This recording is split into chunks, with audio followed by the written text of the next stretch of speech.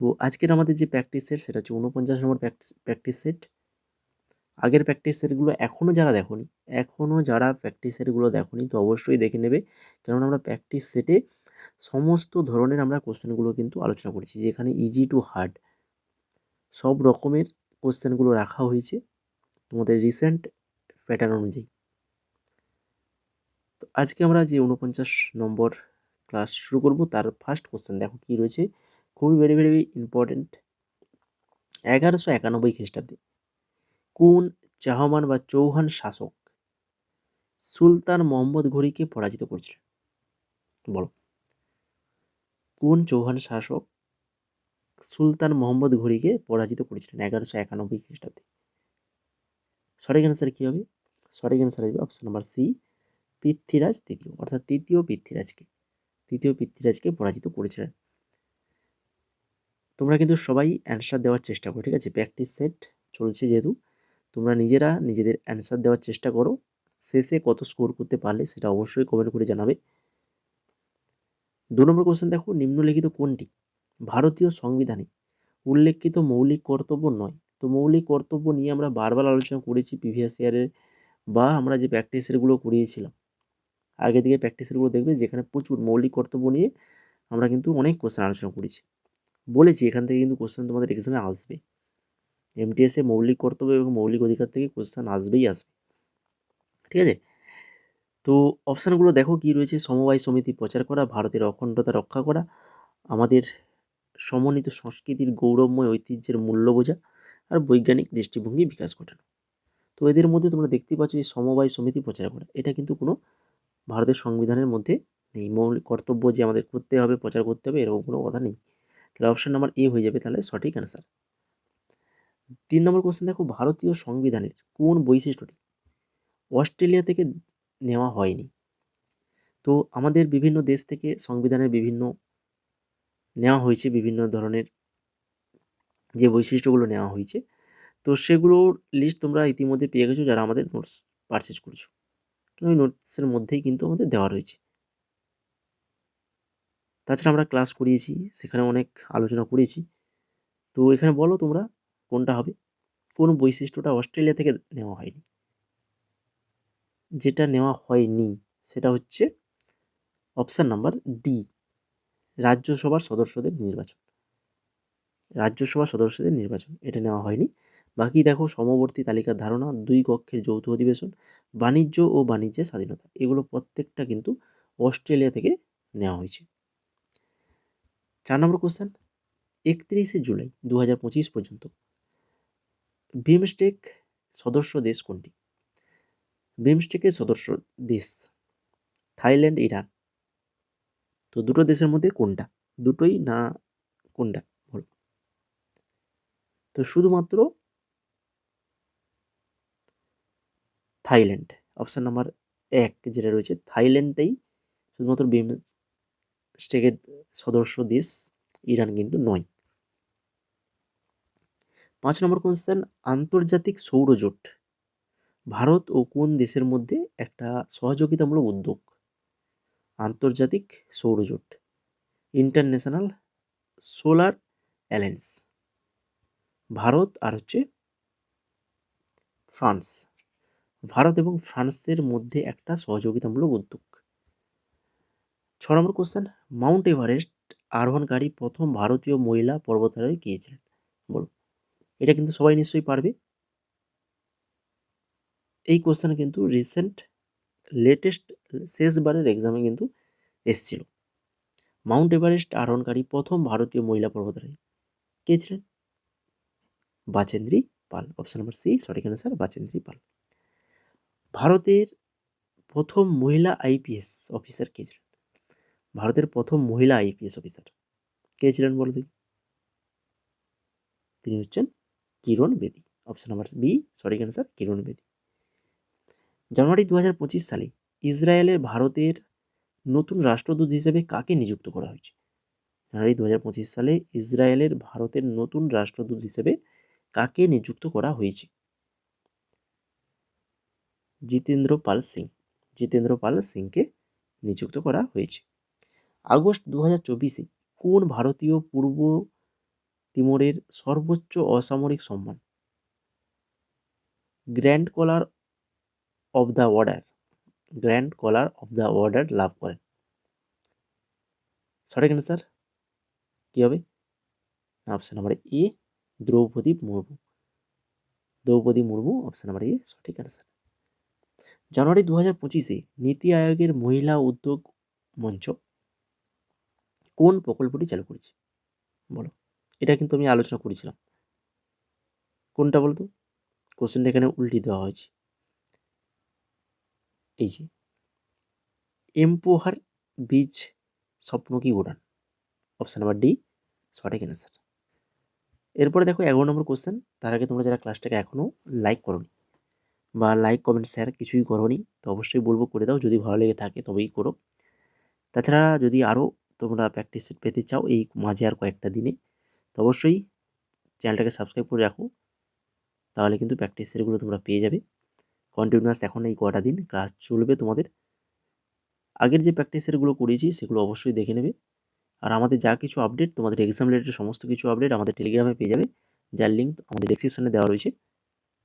তাছাড়া এই কয়েকটা দিনে যদি তোমরা এমটিএসের এক্সামের জন্য আমাদের নোটসগুলো পড়তে চাও, তাহলে আমাদের নোটস মাত্র 149 টাকায় তোমরা কিন্তু সেই নোটসগুলো পেয়ে যাবে, যেখানে ম্যাথ, রিজনিং এবং তার সাথে সাথে জিকে ইংলিশ থাকছেই। জিকের যে যা কিছু নোটস আমরা প্রোভাইড করব, সেগুলো তো এখন এই মুহূর্তে তোমরা পড়ে শেষ করতে পারবে না। তোমরা যারা 2026-এ এক্সাম মানে আবার নতুন করে ফর্ম বেরোলে তখন ফর্ম ফিল আপ পড়বে, তারাও কিন্তু এই নোটসগুলো নিতে পারো। আজ থেকে পড়া শুরু করে দাও, তখনও কিন্তু আর পরে নেব বলে করলে কিন্তু তখনও কিন্তু আর পড়ার সময়টা পাবে না। এখন থেকে প্রিভিয়াস ইয়ার যে কোশ্চেন আনসারগুলো রয়েছে এগুলো পড়ো। আমরা প্র্যাকটিস সেটও এর মধ্যে আমাদের যে 35খানা প্র্যাকটিস সেট সেগুলোও পেয়ে যাবে এই 149 টাকার মধ্যে। ইংলিশ তো পাচ্ছই, ঠিক আছে। ম্যাথ তোমরা বিশেষ করে ইংলিশ এবং জিকে এই দুটো পড়ে যাও, যারা নতুন করে ফর্ম ফিল আপ করবে, এক্সাম দেবে, তোমাদের জন্য বলছি। এছাড়া আমাদের আরও অন্যান্য এক্সামের পিডিএফ রয়েছে, যদি তোমরা নিতে চাও, ইচ্ছুক থাকো, তো আমাদের হোয়াটসঅ্যাপ নাম্বার রয়েছে, এই নাম্বারে মেসেজ করো। তো এবার দেখো 11 নম্বর কোশ্চেন কী রয়েছে। জানুয়ারি 2025-এ ভারতের সুপ্রিম কোর্ট 6টা বড় মহানগরের কোন প্রথা সম্পূর্ণ বন্ধ করার নির্দেশ দেয়? জানুয়ারি 2025-এ ভারতের সুপ্রিম কোর্ট 6টা বড় মহানগরে কোন প্রথা সম্পূর্ণ বন্ধ করার নির্দেশ দেয়? সঠিক অ্যান্সার হবে অপশান নাম্বার সি, ম্যানুয়াল স্ক্যাভেজিং ও বিপজ্জনক নর্মদা পরিষ্কার। ম্যানুয়াল ক্যাভেজিং ও বিপজ্জনক নর্মদা পরিষ্কার, অপশান নাম্বার সি সঠিক অ্যান্সার। এরপরে দেখো 12 নম্বর কোশ্চেন।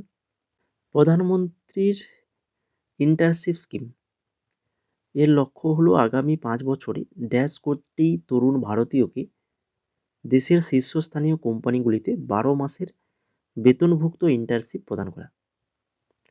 বলো, প্রধানমন্ত্রী ইন্টার্নশিপ স্কিম যেটা রয়েছে লক্ষ্য কি না, আগামী 5 বছরে 1 কোটি তরুণ ভারতীয়কে দেশের শীর্ষস্থানীয় কোম্পানিগুলিতে 12 মাসের বেতনভুক্ত ইন্টার্নশিপ প্রদান করা। 13 নম্বর কোশ্চেন। জুলাই 2025-এ প্রধানমন্ত্রী কৌশল বিকাশ যোজনা কত বছর পূর্ণ করেছে? বলো, জুলাই 2025-এ প্রধানমন্ত্রী কৌশল বিকাশ যোজনা এটা কত বছর হয়েছে? না হচ্ছে 10 বছর। 10 বছর পূর্ণ করেছে। রিলে দৌড়ের একটা নির্দিষ্ট অংশকে কি বলা হয়? রিলে দৌড়ের একটা নির্দিষ্ট অংশকে বলা হয় লেগ বলা হয়। দীর্ঘ দূরত্ব দৌড় সাধারণত কত মিটার বা তার বেশি দূরত্বের জন্য ব্যবহৃত হয়? দীর্ঘ দূরত্ব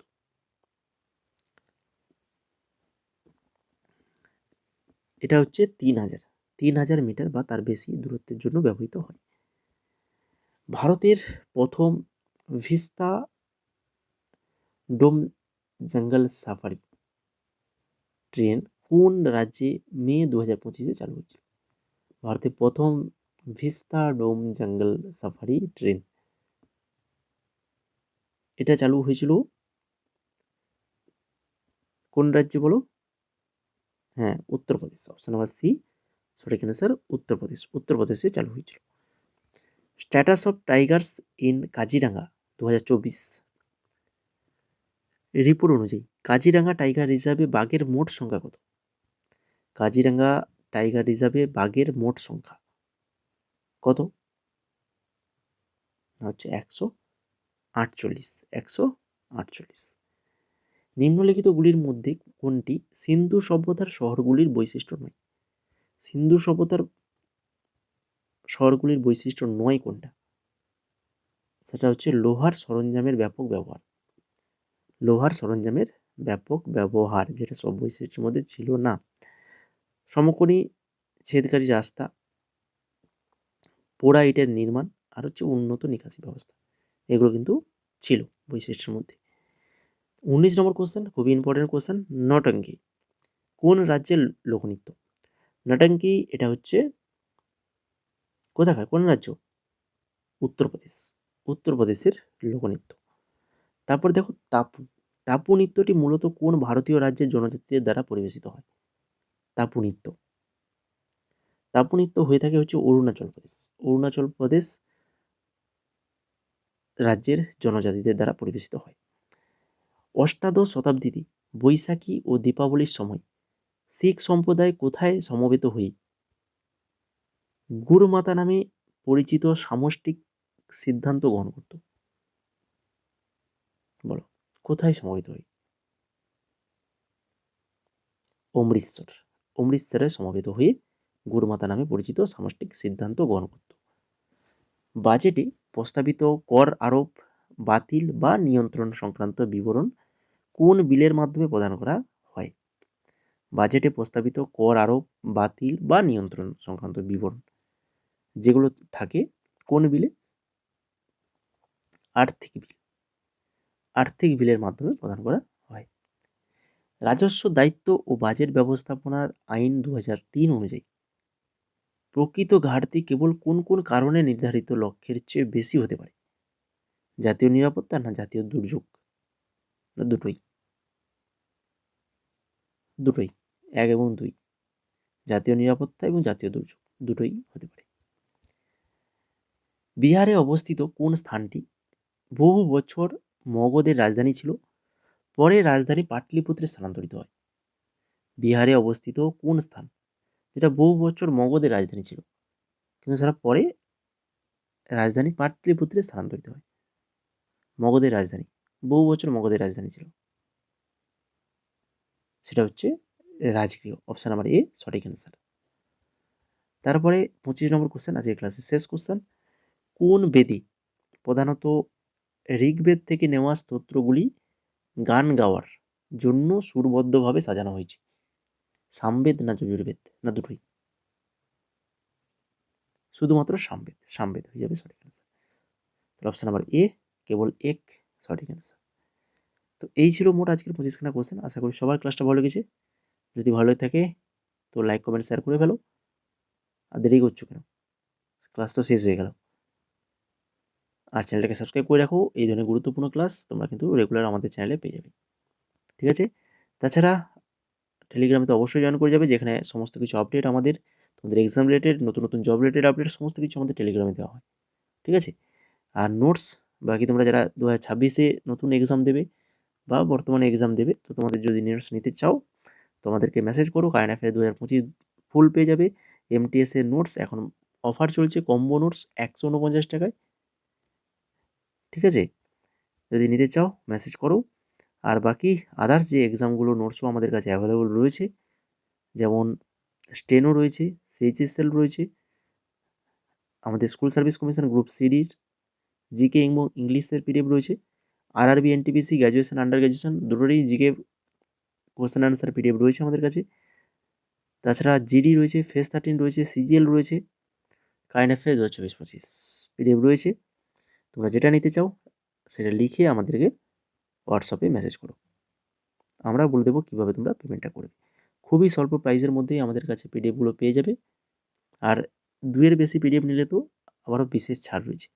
মানে এই তো কম, এমনিতেই আমরা কম প্রাইসে পিডিএফগুলো দিচ্ছি।